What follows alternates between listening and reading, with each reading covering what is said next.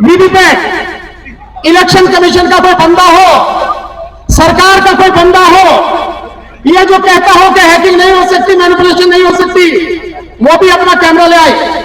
जो वक्ता बोलेंगे उनके बाद में ये डेमोन्स्ट्रेशन यहां पर दिखाया जाएगा।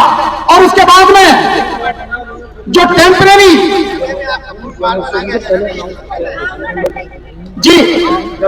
जो डेमोन्स्ट्रेशन होगा, ठीक उससे पहले जो नेशनल कमेटी बनेगी और कम से कम दो स्टेट के लोग हमारे पास इस समय हैं जिनको हम उन राज्यों की जिम्मेदारी देंगे, वो भी यहीं पे अनाउंस होगा। तो पहले जो साथी बोल रहे हैं आदरणीय डीसी कपिल साहब, उनका अनाउंस करेंगे, फिर हम कमेटी का अनाउंस करेंगे, देन डेमोन्स्ट्रेशन होगा। आदरणीय डीसी कपिल साहब। साथियों, जो साथी मेरी आवाज सुन रहे हैं और इधर उधर खड़े हैं, उनसे मेरा आग्रह है कि 1 घंटे का प्रोग्राम बचा, प्लीज आप आगे आ जाएं। अब अगले वक्ता के रूप में उनको बुलाने से पहले मैं आरसी विवेक साहब हमारे बीच में हमेशा विराजमान रहते हैं, राजुद्दीन गात्रे जो हमारे मेरठ से साथी हैं, अपनी पूरी टीम के साथ हमारे बीच में आए हैं। हाँ, इनसे बुलवा वो 2-3 कार्ड निकालते हैं ना, मैंने इनसे बुलवाना है। आरपी सिंह साहब है मेरठ से। अब अगले मेरठ से आरपी सिंह साहब अपनी पूरी टीम के साथ आए हैं। गाजियाबाद से लक्ष्मण सिंह और तमाम साथी हाथ जोड़ लेंगे। सबसे हमने पहले भी कहा, कर्नल महेंद्र जी भी 1 रैंक 1 पेंशन, जिनका सबसे लंबा आंदोलन यहाँ पर चला है और हमेशा हमारे संगठनों का विशेष रूप से भानु प्रताप सिंह निगम के साथ साथ रहा है, वो भी हमारे बीच में मौजूद हैं। मैं आग्रह करूंगा और सभी साथी मीडिया के, आप ही लोगों के सामने डेमोन्स्ट्रेशन होगा, अभी थोड़ा टाइम है। देखिए, पहले बहुत ही हमारे महत्वपूर्ण वक्ता, मिशन जय भीम के राष्ट्रीय अध्यक्ष और दिल्ली सरकार में पूर्व कैबिनेट मंत्री, जिनका पूरा इतिहास संघर्ष और आंदोलन से जुड़ा हुआ है, एक ऐसी शख्सियत जिसने राजनीति की सत्ता की मंत्री के पद को ठोकर मार करके समाज के काम को चुनने का काम किया है।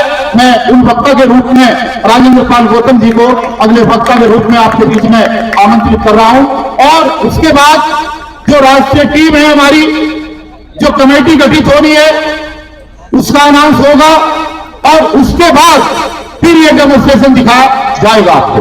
तो आदरणीय राज्यपाल गौतम जी से मैं आग्रह करूंगा कि वो आए और आप सब लोगों से गुजारिश है कि जोरदार तालियों से उनका स्वागत करें। जोरदार तालियों से स्वागत करें गौतम जी। धन्यवाद कपिल जी। दुनिया को शांति और मानवता का संदेश देने वाले कथायक भगवान बुद्ध, देश के तमाम दलितों, पिछड़ों, आदिवासी और महिलाओं की हजारों साल की गुलामी को तोड़ने वाले डॉक्टर बाबा साहब अम्बेडकर जी, बहुजन समाज के सभी महापुरुषों के चरणों में कोटि कोटि नमन करते हुए आप समस्त साथियों को क्रांतिकारी जय भीम करता हूं। साथियों,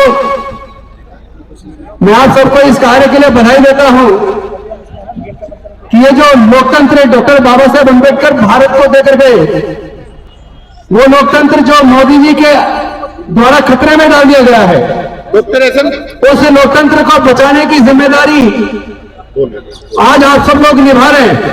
इसके लिए मैं आपको शुभकामनाएं देता हूं। मैं खुद अभी सीधा केरल से कोची एयरपोर्ट से दिल्ली उतरा, सीधा यहाँ आया हूं और अभी यहां से सीधा जाऊंगा पूना, फिर से एयरपोर्ट वापस। इसलिए आया हूं कि ये जो आजादी की लड़ाई है, ये हमारे प्रजातंत्र को बचाने की लड़ाई है, ये देश के संविधान को बचाने की लड़ाई है। इस लड़ाई को अगर नहीं लड़ा गया तो डॉक्टर बाबा साहब अम्बेडकर जी की कुर्बानी बेकार चली जाएगी।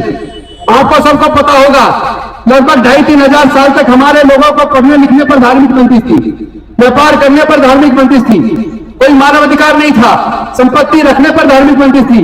लेकिन डॉक्टर बाबा साहब अम्बेडकर जी ने अपने 5 में से 4 बच्चे कुर्बान करके, अपनी जान, पत्नी, माता रमाबाई को कुर्बान करके आजादी हमें दिलवाई।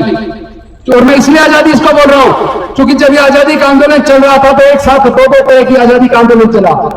एक आजादी की लड़ाई थी 200 साल की अंग्रेजों की गुलामी से आजादी का आंदोलन, जिसको लाखों लोगों ने लीड किया, लाखों जान गई, औजार हथियारों का इस्तेमाल हुआ, हजारों नेता थे। लेकिन उस आजादी की लड़ाई में कहीं भी आपको दलितों, पिछड़ों, आदिवासी और महिलाओं के हक अधिकार की चर्चा नहीं मिलेगी। लेकिन दूसरी आजादी की लड़ाई लगभग 3000 साल की गुलामी से आजादी की लड़ाई थी, जिसको डॉक्टर बाबा साहब अम्बेडकर जी ने अकेले लड़ा, बुद्धिर विवेक से लड़ा, कोई खून नहीं बहाया, कोई औजार हथियार नहीं उठाया, और उन्होंने इस लड़ाई में अपने 4 बच्चे और पत्नी को गवाकर हमारी हजारों साल की गुलामी को तोड़ा।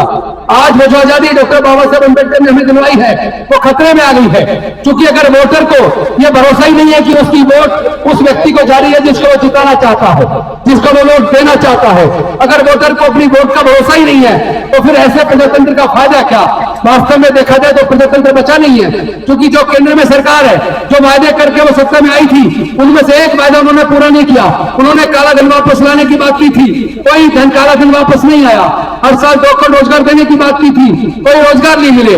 महंगाई कम करने की बात की थी, वो नहीं हुआ। हर मोर्चे पे ये सरकार फेल हुई है। एक मोर्चा जिस पे वो जीत रही है तो वो या तो धर्म का इस्तेमाल करके या ईवीएम का इस्तेमाल करके। तो जब धर्म का इस्तेमाल करने से, ईवीएम का इस्तेमाल करने से तो फिर से सरकार बना जाते हैं, तो फिर वो कोई जो वायदे अपने करते हैं उसको पूरा नहीं करेंगे, क्योंकि जनता को उन्होंने पूरी तरह भ्रमित कर दिया है। और जो पार्टियां इस आंदोलन में ईवीएम हटाओ देश बचाओ, ईवीएम हटाओ बैलेट वापस लाओ, ईवीएम हटाओ संविधान बचाओ, जो पॉलिटिकल पार्टी या सामाजिक संगठन इस आंदोलन में शरीक नहीं होना चाहते तो मानते वो मनोवादियों के साथ हैं, वो लोग लोकतंत्र के खिलाफ हैं, वो लोग प्रजातंत्र के खिलाफ हैं, वो लोग स्वतंत्रता के खिलाफ हैं, वो लोग देश के संविधान के खिलाफ हैं, वो लोग देश के लोगों की आजादी के खिलाफ हैं। आज देश के लोगों की आजादी खतरे में है। आज इस मंच के माध्यम से हमें कोऑर्डिनेशन टीम घोषित करेंगे। वो कोऑर्डिनेशन टीम पूरे देश का ईवीएम हटाओ देश बचाओ, ईवीएम हटाओ संविधान बचाओ, ईवीएम हटाओ बैलेट को वापस लाओ, इसके आंदोलन के लिए पूरे कोऑर्डिनेशन टीम आज हमारी टीम यहाँ घोषित करेगी। साथ ही साथ एक मोबाइल नंबर घोषित करेंगे, व्हाट्सएप नंबर, जिस पर आप अपने नाम दे सकते हैं। जो लोग इस आंदोलन में, देश के स्वतंत्रता के दूसरे आजादी के आंदोलन में, संविधान बचाने, लोकतंत्र बचाने के आंदोलन में जो लोग जेल जाने को तैयार है, देश बचाने के लिए कुर्बानी देने को तैयार है, वो उस व्हाट्सएप नंबर पर अपना नाम, अपनी डिटेल भेज सकते हैं। उसकी पूरी सूची बनाई जाएगी, क्योंकि आंदोलन बिना लड़ाई के, बिना कुर्बानी के कोई आंदोलन सफल नहीं हो सकता। और हम लोग सबसे पहले, हम सब लोग जो संचालक साथी हैं, हम लोग जेल भी जाने को तैयार हैं, हम गोली खाने को भी तैयार हैं, लेकिन हम इस लड़ाई को जीते बिना दम नहीं तोड़ने वाले। इस लड़ाई को निश्चित तौर पर जीतेंगे। ईवीएम को अदालत में हटाएंगे, क्योंकि ईवीएम देश के लिए खतरा बन गई है। वो सरकार जो नफरत के आधार पर देश को बांट रही है, जाति के आधार पर देश को बांट रही है, पूरे देश के संविधान को खत्म कर रही है, उसी मनुस्मृति का शासन लाना चाहती है, जिस मनुस्मृति के द्वारा हमारे लोगों के पढ़ने लिखने, व्यापार और संस्कृति के रास्ते बंद थे।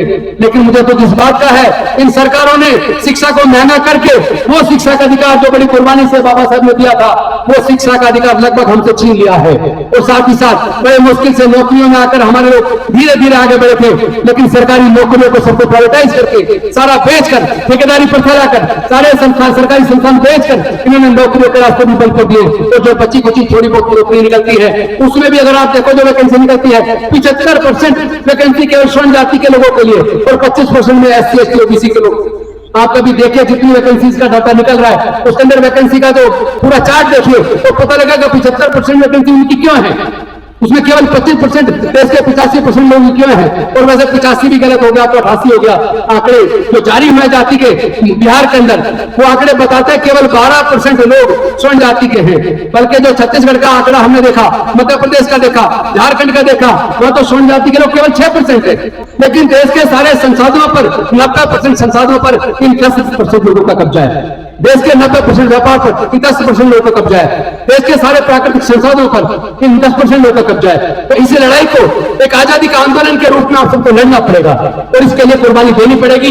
सबसे पहले इसके संचालक यानी कि भाई कपिल जी, भानु जी, एडवोकेट काचा जी और मैं, हम अपनी हर प्रकार की कुर्बानी देने के लिए तैयार हैं, जेल भी जाने के लिए तैयार हैं। ऐसे मरेंगे नहीं, हम लड़ेंगे, हम जीतेंगे। बस मैं एक नारा लगा के अपनी बात को खत्म करूंगा।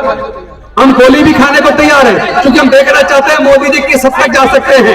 अगर हमें वो जेल भेजना चाहते हैं तो जेल के लिए तैयार है, अगर शूट आउट करना चाहते हैं तो उसके लिए भी, मरने के लिए भी तैयार है। लेकिन याद रखना, गोली खाने के बाद भी तब तक दम नहीं तोड़ेंगे जब तक इस लड़ाई को जीत ना लें। इस लड़ाई को हम जीतेंगे, हम लड़ेंगे, हम जीतेंगे। ईवीएम हटाओ, ईवीएम हटाओ, ईवीएम हटाओ, ईवीएम हटाओ। अब बोलेंगे बैलेट वापस लाओ, ईवीएम हटाओ, ईवीएम हटाओ, ईवीएम हटाओ। अब बोलेंगे संविधान बचाओ, ईवीएम हटाओ, संविधान बचाओ, ईवीएम हटाओ, संविधान बचाओ, ईवीएम हटाओ, संविधान बचाओ। अब आप कुछ देर में देखेंगे, जैसे कुछ दिन पहले आपने सोशल मीडिया पे देखा होगा कि वोट कहीं दी जा रही है और उसके अंदर पिक्चर में भी दिख रही है कि सही जगह गई है, लेकिन जब वो डब्बा खोला जाता है तो पर्ची किसी और की निकलती है। तो फिर भरोसा कैसे करें ऐसे ईवीएम पर?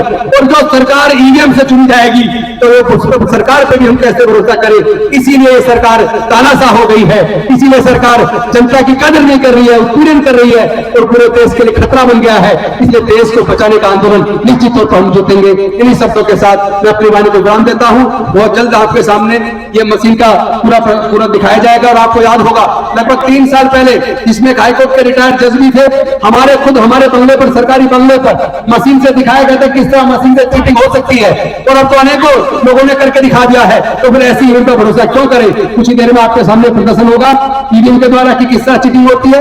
उसके बाद भानु जी के माध्यम से वो घोषणा होगी मोबाइल नंबर की, जिसके द्वारा लोग जुड़ सकते हैं, कुर्बानी के लिए जुड़ सकते हैं। साथ ही साथ नेशनल कोऑर्डिनेशन टीम में टेंटेटिव घोषित होगी और 1 महीने के अंदर अंदर पूरे देश से लोगों को लेकर, हर राज्य से प्रतिनिधि लेकर फिर परमानेंट बॉडी डिक्लेयर होगी और 1 महीने के अंदर हम इसको राष्ट्रव्यापी आंदोलन, इतना बड़ा आंदोलन बनाएंगे, इतना बड़ा आंदोलन आज तक कभी भारत में, आजाद भारत में हुआ नहीं होगा। निश्चित तौर पर हमारी जीत होगी और आप सबकी जीत होगी, देश की जनता की जीत होगी, लोकतंत्र की जीत होगी, संविधान की जीत होगी। बहुत बहुत धन्यवाद। नमो बुद्धाय, जय हिंद, जय भारत। वोट हमारा, राष्ट्र हमारा, नहीं चलेगा, नहीं चलेगा।